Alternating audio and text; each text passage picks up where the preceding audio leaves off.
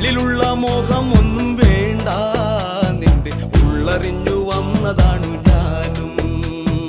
ഉള്ളിലുള്ള മോഹമൊന്നും വേണ്ട, നിന്റെ ഉള്ളറിഞ്ഞു വന്നതാണ് ഞാനും. ശ്രീരാമ ലക്ഷ്മണനും സീതയൊത്തു വേഗം പഞ്ചവടിയിൽ നല്ല പർണശാല തീർത്തു.